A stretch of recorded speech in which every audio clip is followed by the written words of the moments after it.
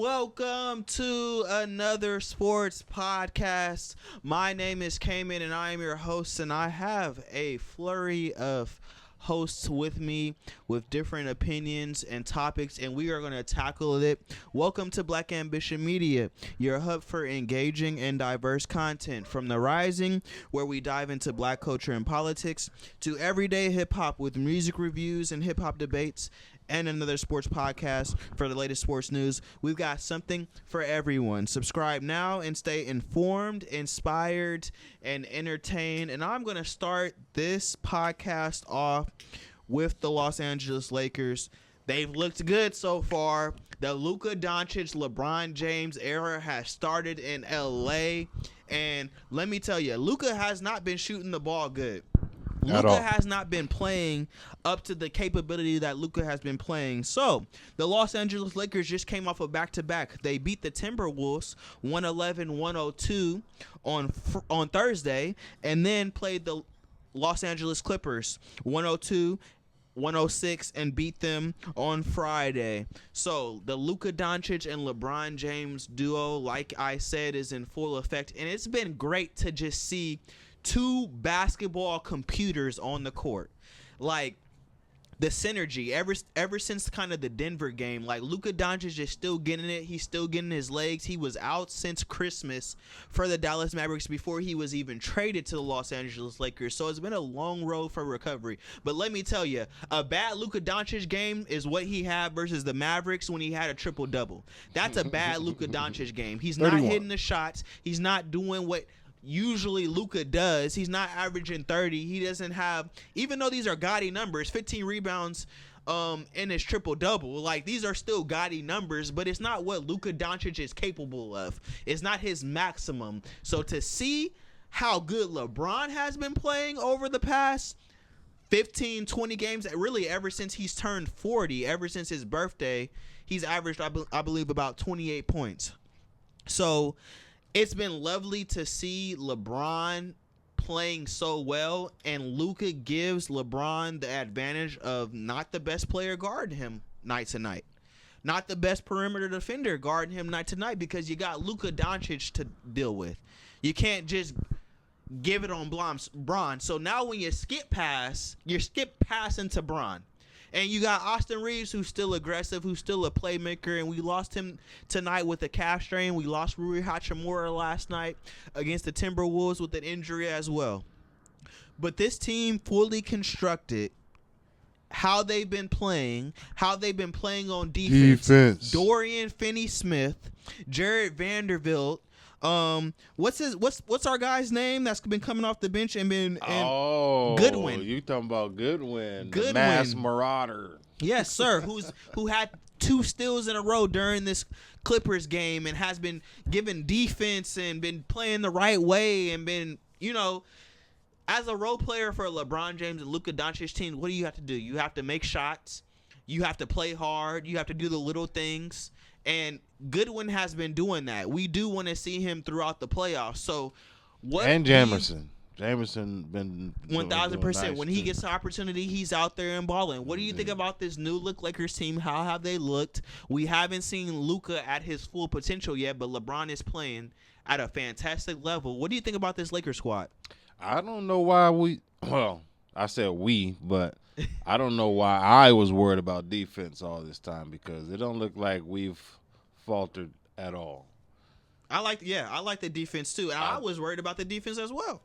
And I told somebody earlier, I was like, everybody was like, we don't have a big man, but I'm like, didn't Chicago win a championship with Luke Longley? You know what I'm saying? So I think we can win with Jackson Hayes if they can win with Luke Longley. Right. I'll take Jackson Hayes over Luke Longley any day.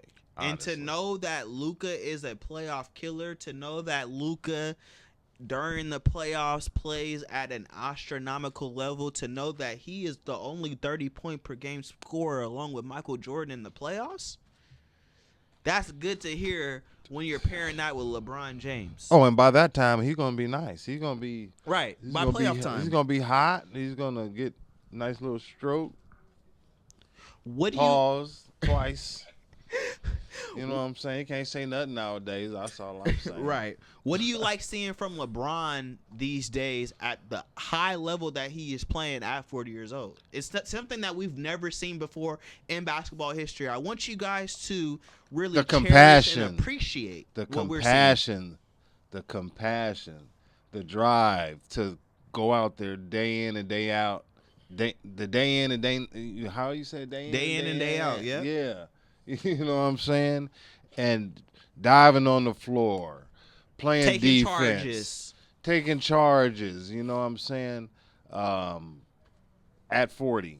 And I know you keep hearing people say at 40, blah, blah, blah. But listen, I was 40 before. I know how it felt at 40. Right.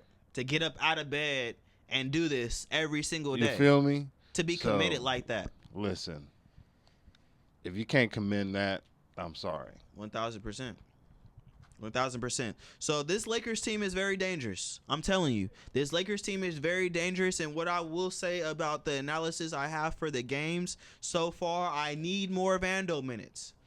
Love Vando. I need more Vando minutes. Every time Vando gets in the game, and I know he got in foul trouble against Denver a couple games ago. I know he plays with an edge, but we need that edge, though. We need that edge. And every time Vando is on the court, something good happens. Who else is giving us that edge? Right. And I love how Dorian Finney-Smith and Jared Vanderbilt, when it comes to defense, really makes differences. I see them getting strips. I see them getting loose balls. And add Goodwin to that mix now lately. Right. So the Lakers have a really good thing going, and Luka Dončić has not been, quote unquote, himself yet. It's been subpar. Right. So we shall see what is going to happen. Subpar 31 points. Yeah. Subpar 31. That's his bad games. Oh my God. He ain't shot did the he have a triple-double the other day? Yeah. And that's his bad game. Subpar triple-double. Right. Subpar triple-double. And that's the difference between him and AD. And now let me transition a little bit. Anthony Davis on being traded to the Mavericks. Everybody said nobody knew and all this other SHIT. I just don't believe it. Do y'all believe that, like they said, Rob Pelinka came up? Rob Pelinka was presented with this plan from Nico Harrison, the GM from the Dallas Mavericks.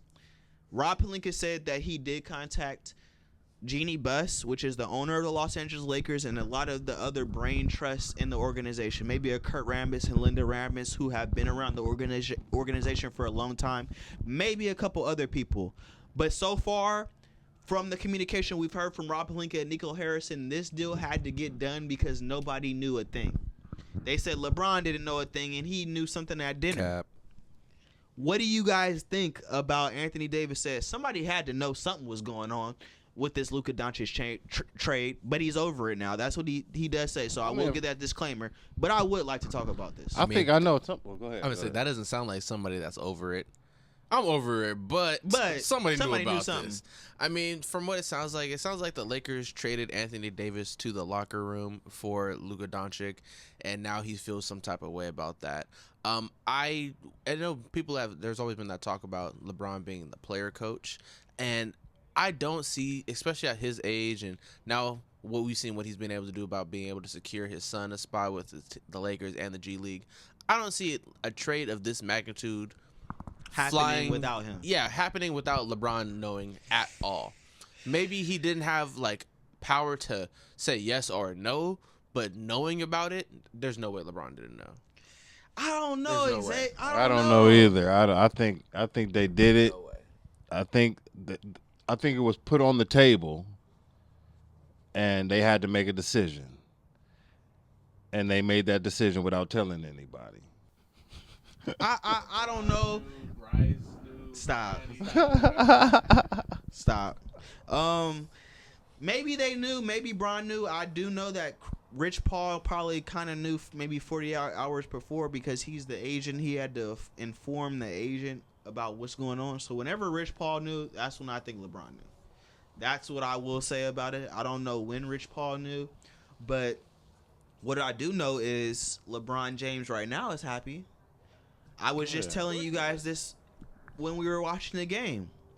We go from, like you were saying, we go from LeBron and Luka to then just Luka to then just LeBron, to then LeBron and Luka again closing the second half, to then LeBron and Luka third quarter, to then Luka, to then LeBron, then LeBron and Luka again. Right. It seems like LeBron finally has some consistent help, and I know him and AD have that relationship on and off the court, but we see that. But AD don't control the ball. He don't control the ball, and we see the predicament that AD has the Mavs in now.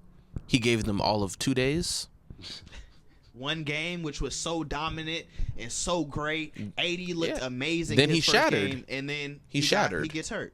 Yeah. So he gave him a He'll solid be 2 back. days. He'll be back. And I know Nika was saying only time will tell. Well, it's starting to look like time will. And AD was time balling told. for LA, man. We can't take that from AD.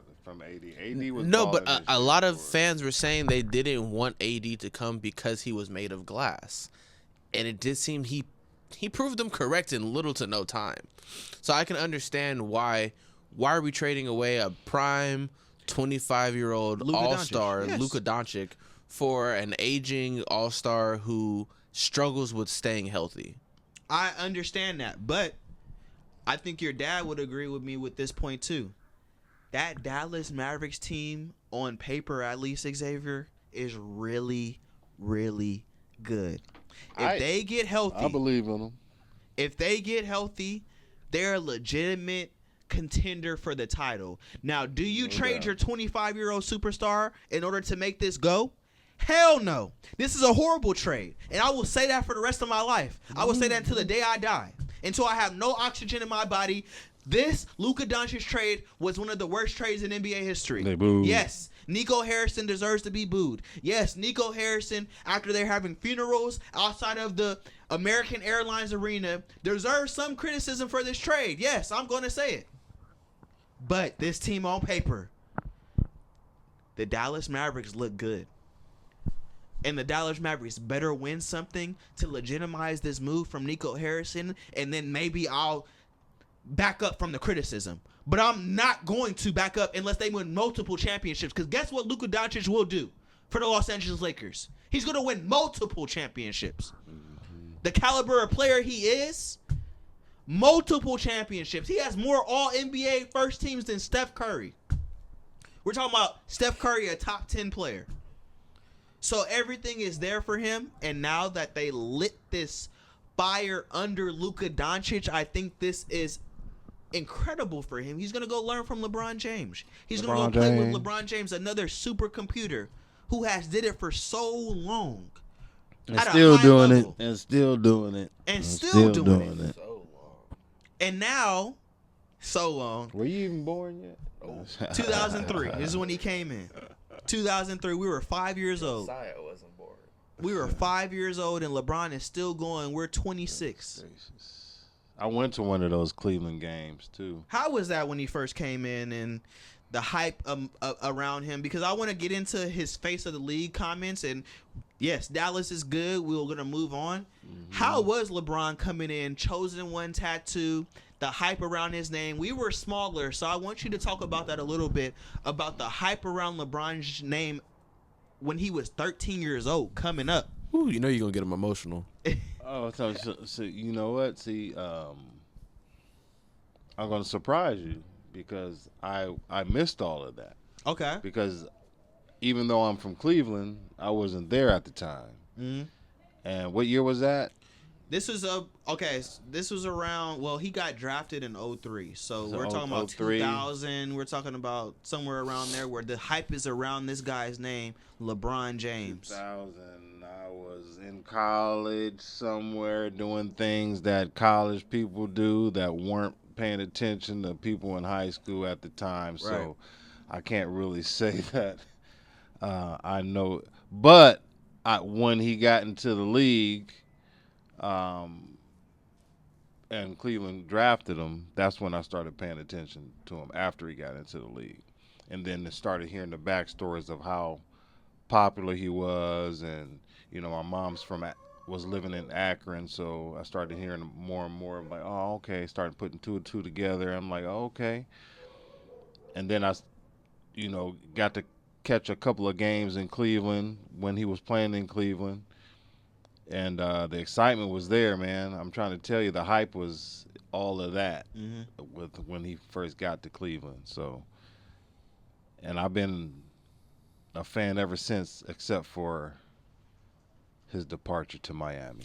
Wow. So I wanna let's slow. That was the only time. Let's slow walk this dog because one of the great guards in the NBA around that time 2005 2006 was Gilbert Arenas, and he talked about his struggles trying to get past those 05 06 Cavs with LeBron. He said LeBron really just beat them, and we're talking about the LeBron James team that had Zydrunas Ilgauskas, Anderson Varejao. It didn't have much. He gonna give you 10 minutes. Booby Gibson. So LeBron didn't have much. We saw LeBron score 29 of the 30 last points in Detroit in 2007 on his way to the finals, beating that Detroit Pistons team.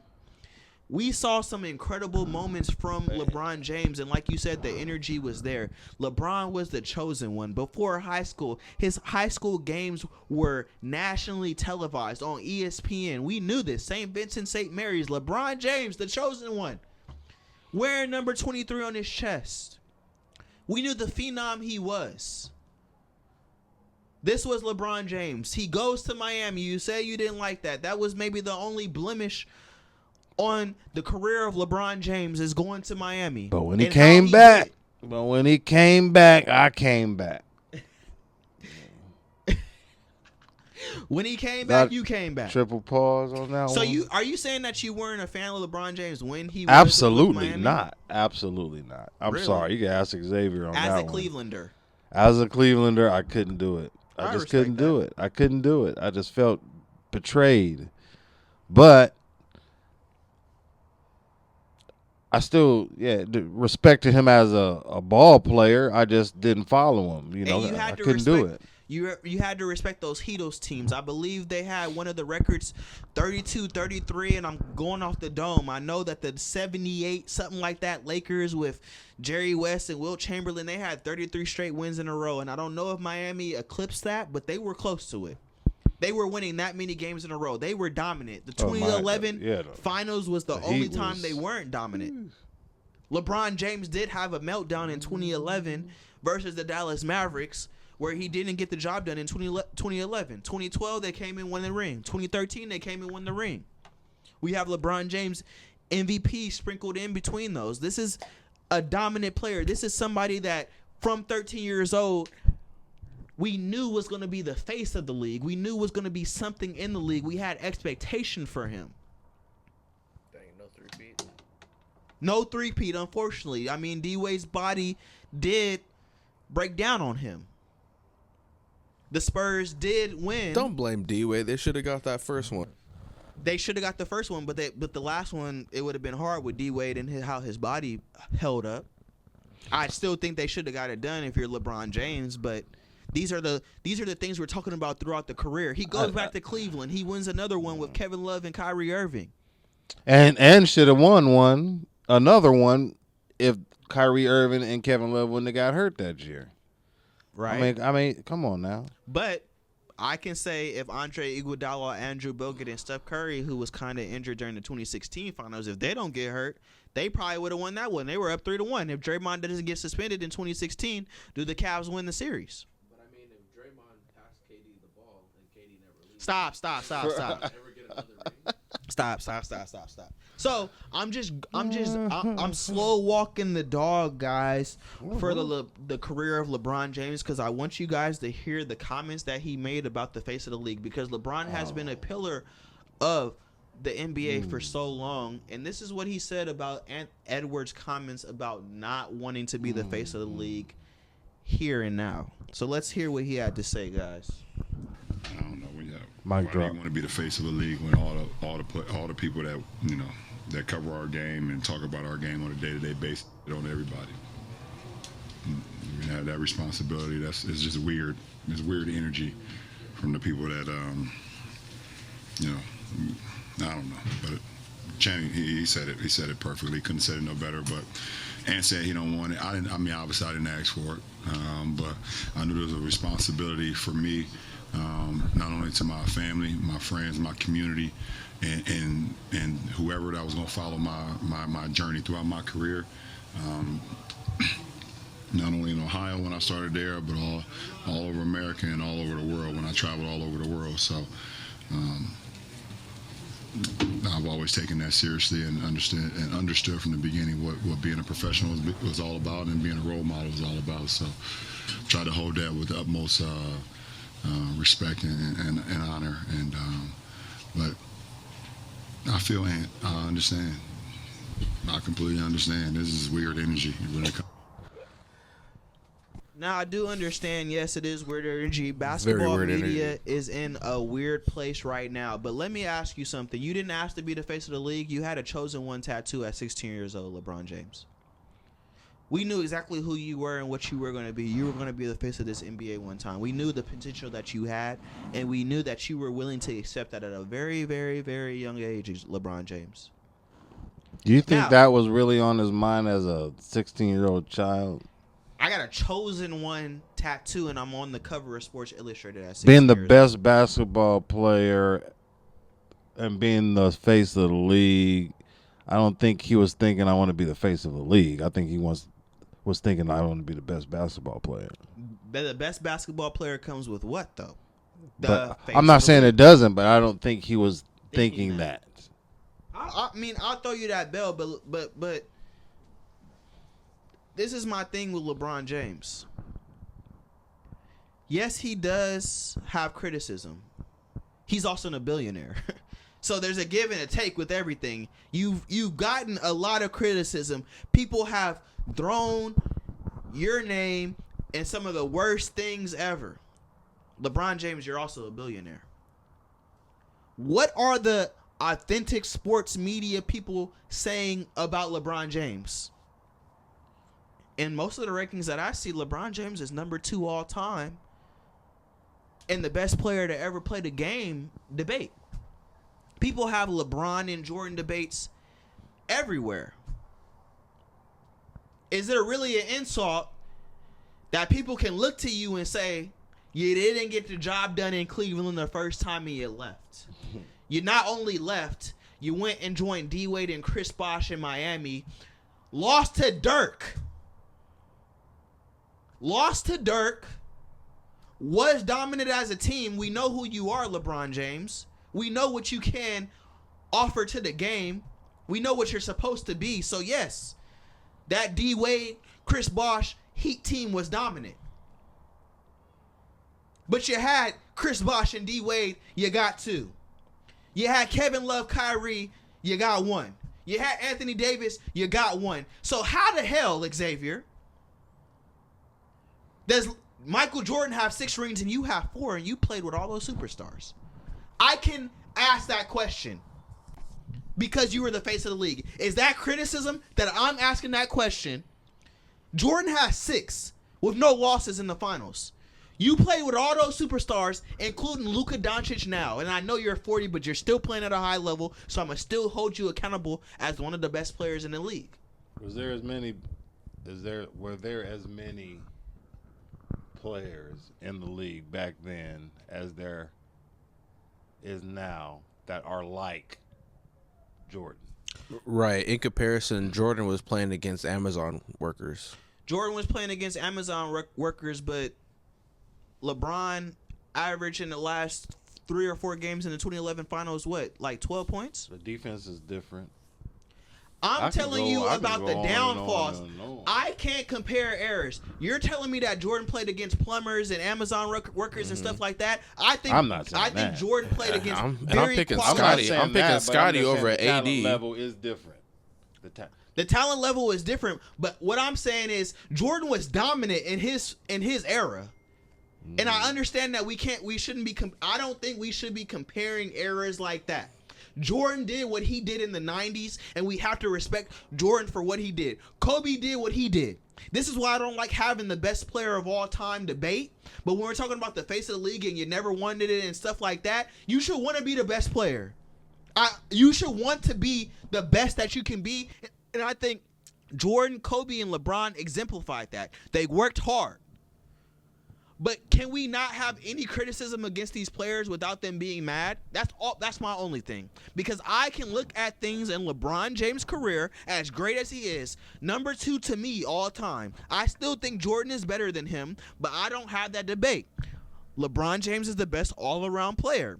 Michael Jordan, from what he did on the court, how dominant he was, the greatness around his name, I think is the greatest player of all time. The aura around his name makes him the greatest player of all time. To me, Kobe is the most skilled player of all time. That's how I declassify the best players of all time. Bron, best all-around player we've ever seen. Defense 1 through 5, can rebound, assist the ball, score the ball with the best of them. Best all-around player. Jordan, the greatest player of all time. Because what we saw, 6 in the finals, the resume is crazy. And Kobe, the most skilled. Footwork, crazy, impeccable.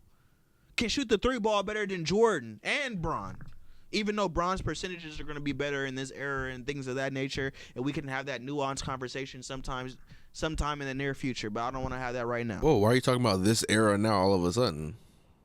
This era right now is a whole other reason why LeBron can play 22 years in the league. He can't play 22 years back in the 90s. Okay, I got a question. Go ahead.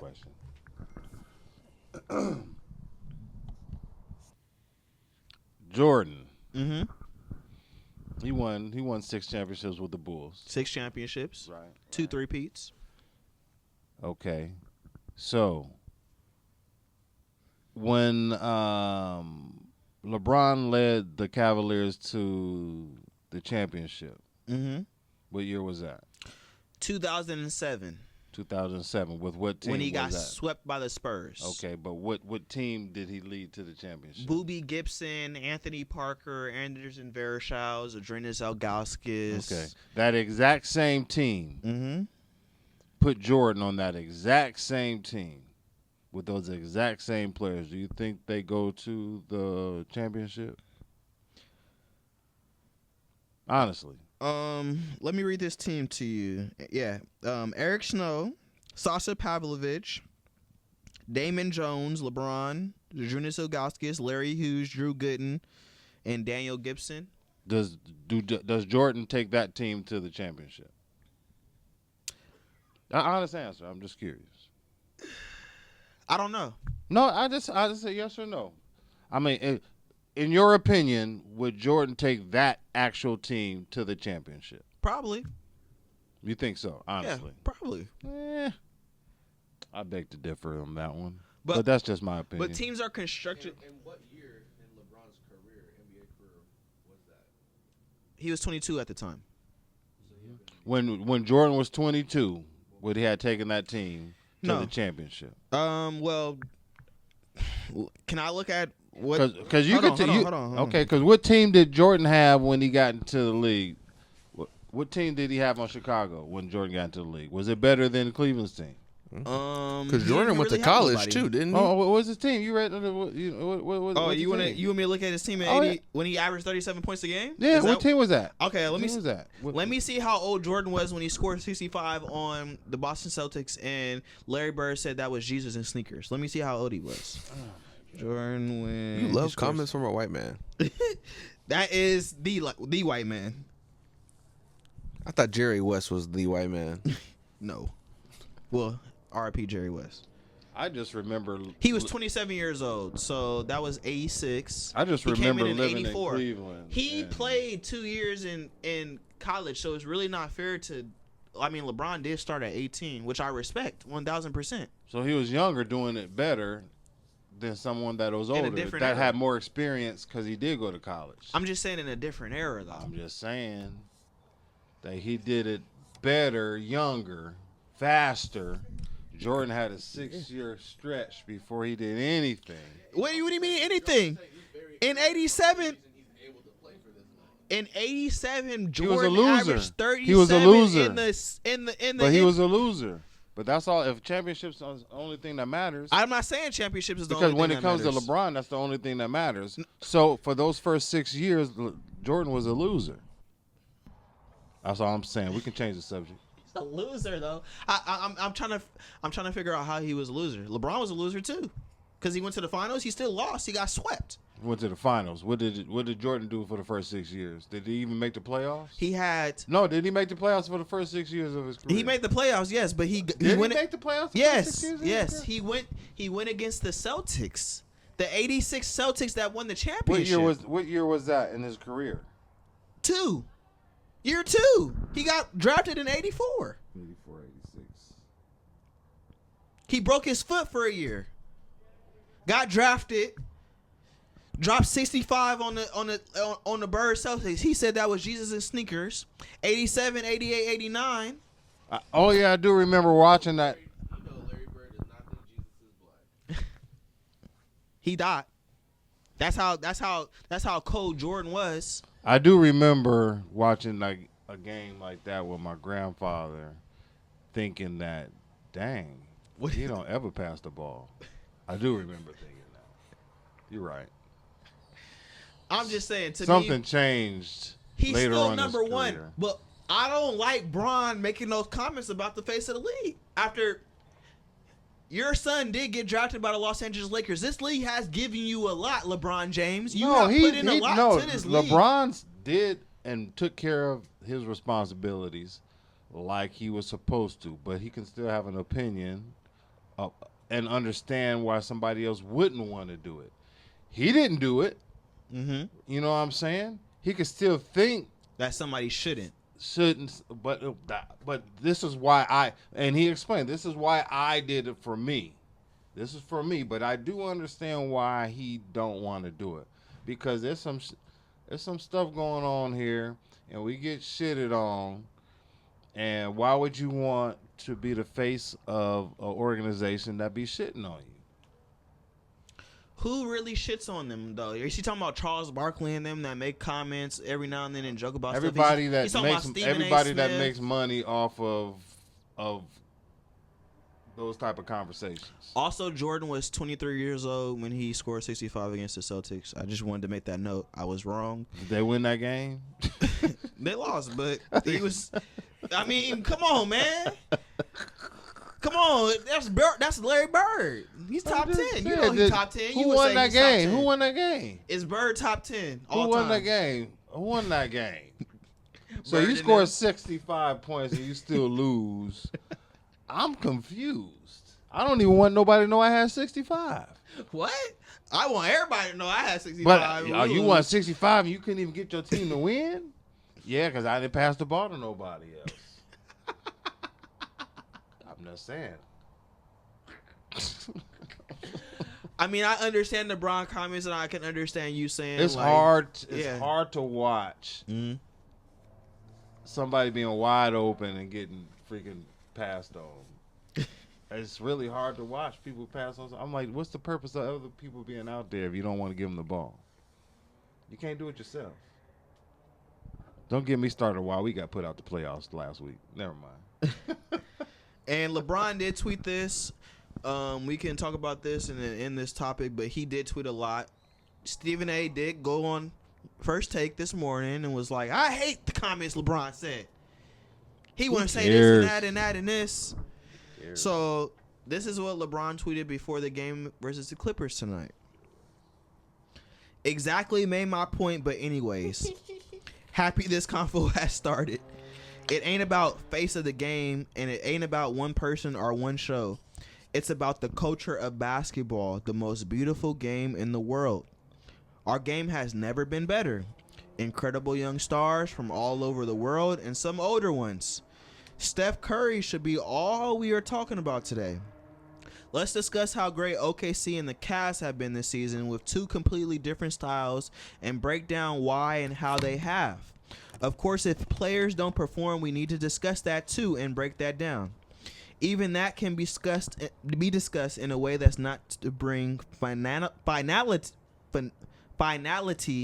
to that player's game, but to leave room to see how that player responds, and let's watch the journey of that player. This ain't about me either. At this point, I don't really care what's said about me. It's always something.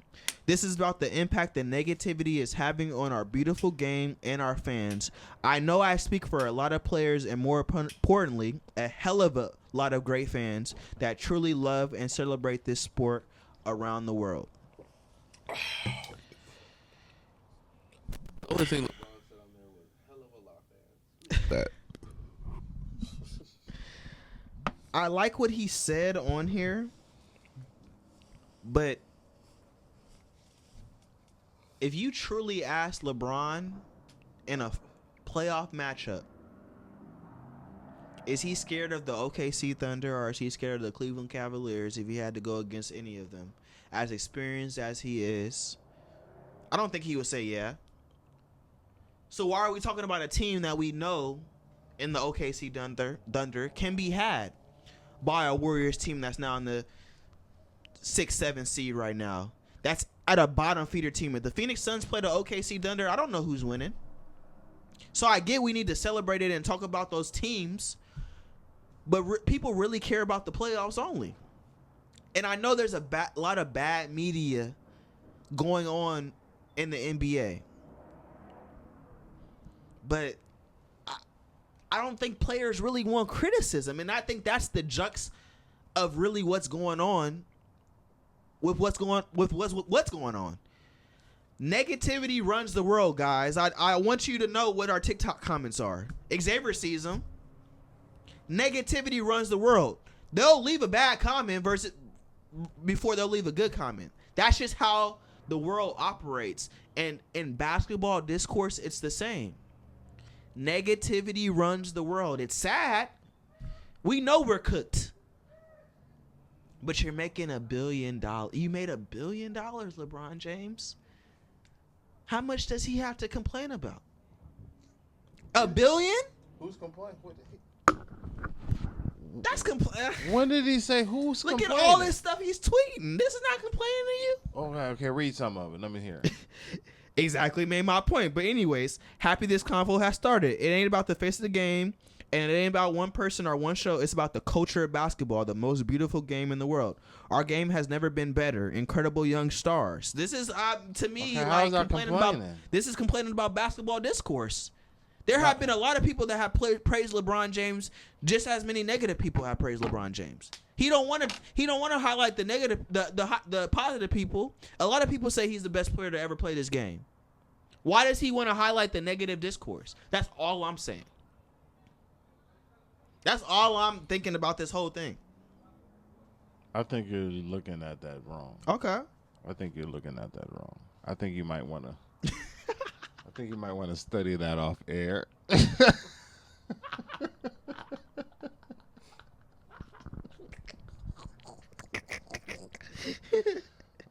I'm just saying, LeBron a billionaire, man. I can't hear this man complain like that. And you lost to the Mavericks in 2011. I'm never forgetting that. Gosh. As a basketball fan, I can't forget that. Now, who cares about the past? What has he done since then? Let's praise the man for still playing the ball. And I praise him. At 40. We started this podcast by talking about 40. how well he was how well he's been playing. Vince Carter played at 40 for one game that whole season. Yeah, it wasn't like this, What are you Xavier. talking about? It wasn't like this. I was so excited to see him play in Sacramento. He still did it. Right. Vince Carter was still dunking. Let's move on, guys. Paul George said that he will stop podcasting to focus on the 76ers and their season. They haven't been good. Season is over. Yeah, their season is basically over. Joel Embiid has finally said he's done for this season. He will not be playing any more games. He needs to retire. Xavier says he needs to retire. A lot is going on with that franchise. I don't think the podcast was the biggest problem in that. I heard that Paul George is the only person from his class that is still in the league. That's probably incredible. I think he got drafted in 2010. Well, LeBron is the only person that is 40 in the league. So I know ain't nobody from 1998 still playing basketball. But Paul George, it's 1998. Joel Embiid, it might be time to hang it up. Xavier, tell me this. Joel Embiid wins a gold medal for the USA team. He plays even though he was hurt going into the playoffs last year. So going into the playoffs last year, He plays half a leg. They lose to the Knicks. He chooses to then go play for the USA national team in London. Can you blame him? He wanted to win something. Before he had to sit out for the rest of the season. Before he has to retire and hang it up, he wants an award. Can you blame him for winning the medal? Stop the malarkey. Why not rest during the summer? Why not rest during the summer when you know your obligation is to the Philadelphia 76ers, not to the damn Olympic team? Because you that go season play in the is Olympic longer. team. He didn't really play, though. He played, though. He didn't could have been really. getting rest. He played really just as much as Tatum. Yeah, he played just as much as Jason Basically Tatum. didn't play. I mean, he started the games and Him played. and Tyrese Halliburton had the same amount of minutes. Come on, man. You don't play in the Olympic team, go through practice, go through all that. You rest and get ready for the season. You're the only MVP to never reach a conference finals. That doesn't motivate you? It motivated him by preparing for the Olympics. Yeah, and still now I have an balling. Olympic He wasn't gold sitting medal. on his ass. He was still playing. Yeah, What does that get you now? A lot You of can't play NBA for the players have Philadelphia 76ers. He wasn't ready for the season opener, guys. Do y'all know that he wasn't ready for the start of the season? So why do you play? You were injured in the playoffs. Mm-hmm. You were injured in the playoffs. Y'all get eliminated. You go play in the summer, and then you're not ready for the season. Please explain to me how that makes sense. And you just gave this man another $150 million. He was tired of losing. They got to give that money to somebody. Come on, man. He's This is tired of ridiculous. losing. He knew he was going to be hurt. Like, Joel Embiid and Anthony Davis are the same player. Stop. No, they're not. Don't put that on They're AD. great when they're Don't put healthy, that on but AD. how often are they actually healthy? AD is not as bad as Joel Embiid is. I feel like Joel he Embiid is. damn near missed 50% of the games that he's been accounted for since he's been in the league. Anthony Davis has not been that. Oh, didn't he come into the league hurt? He did. But this is ridiculous. You gave this man all this money. You gave Podcast P all this money. And they can't even stay on the court and be available. Now the 76ers are in this predicament that they're in right now. I don't even know what they do. I don't know if they blow this up. I don't know if they give this team to Maxey. I really don't know the end path. After you gave Paul George and Joel Embiid this money, Paul George is signed for a 4-year extension. Joel Embiid is signed for 3 more years. You're in this predicament. So let's hope they get healthy. I do actually think that this is a smart idea of shutting him down for the rest of the season. Go get healthy. But does Joel Embiid want to do everything that Joel Embiid needs to do? And this has been the only question. How old is he? Let me see. He's at least 28. Yeah, at least 28. Oh, he's only 2 years older than you? He look like he's about 10 years older than you. What's that stress? He always hurt. He's 30 years old. Oh, okay. So a 30-year-old ain't getting no healthier. Not everybody's LeBron. I think he should really start thinking about that retirement package. Come on, man. Not everybody's playing until they're 40 years old, and we already see he has a history of being hurt. I mean, I don't think he wants to be. Yeah, it might be time. You don't want to. Nobody wants to be hurt their whole life. Might be time. Them injuries start getting harder and harder to heal and taking longer and longer. And when you're 30 years old and when you're that size, Yeah, it be them big dudes. and you're talking about knee Knees, problems. yeah, don't get me started. At 7 foot, carrying all that weight. Yeah, you can't keep dropping the low, girl, when you got knees like that big. You gotta keep it up. Joel Embiid is going to be one player that we look back at, and we're gonna say, as far as potential, had the handles, post work in like post work perfect, like has the 3 ball, like perfect big man. We're gonna look back at him and say he didn't get all the potential that he had out. And that's all I'm going to say about Joel Embiid. The Philadelphia 76ers, I don't know what the hell y'all going to do. Give the team to Tyrese Maxey. I don't know what Podcast P going to be doing. But I don't think the podcast really is the problem for Paul George. I just think it's the mindset. And a lot of people got that mindset in Philadelphia that you can't have with that fan base. Philadelphia people will tell you how it really is supposed to be. So You should retire too.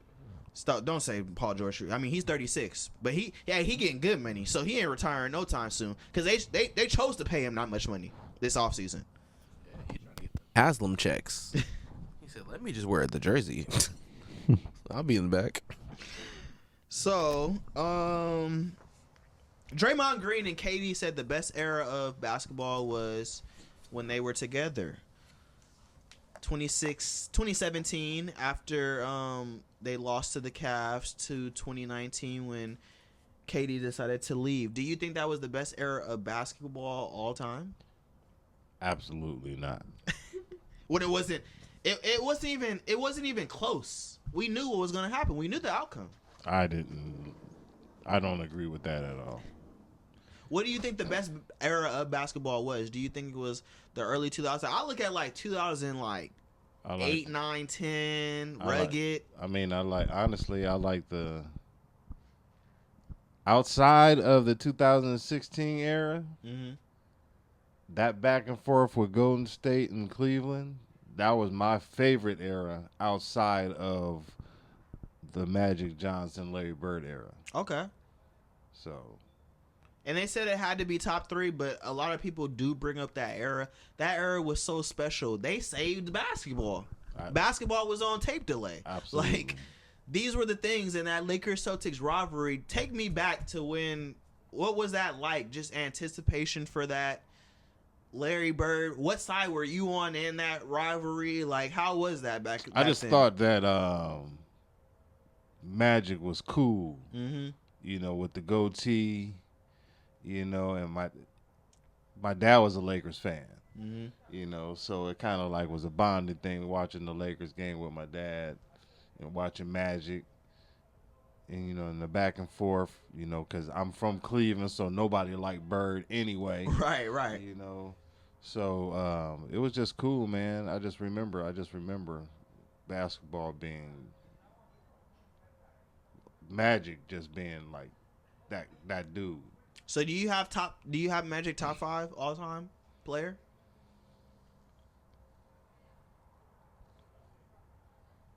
On my list, I would say yes. I would have to put him there too. I would say yes. I would have to put him there too. Like, I don't think he's going to get enough credit for this era, and I know Curry is chasing him, and some people have said Curry has already passed Magic. Right. But I just think as a facilitator of the offense, that's what I think is most important. Honestly. As somebody who can control the game without doing nothing but scoring and facilitating and being a brain on that thing. I'll give it, as a big man that played the game, that leaned on those type of positions to help me play my position. Mm-hmm. I think like the Magics, like the LeBrons, like the you know the people who control the whole flow of the game, just to narrate the whole thing, you know, orchestrators. Exactly. Interesting to think about and look at what's the best era of basketball. I think you have to bring in the 80s, you have to bring in the 90s, and what Jordan did to, you know, kind of make the game global. They brought that in, 92 Olympic Dream Team, and what they did, what that golden era of basketball was for the 90s, 2000s coming in. You had your Tracy McGrady's, Allen Iverson's, Kobe Bryant's, Shaquille O'Neal's, Tim Duncan's. Like, it's hard every night. And that's where I feel like it can start getting hard every night, is in the 2000s. I think that's one of the best eras of basketball, 1,000%. But, of course, Draymond and KD are going to say that their era is the best. Why would they say that, though? I just think that they had...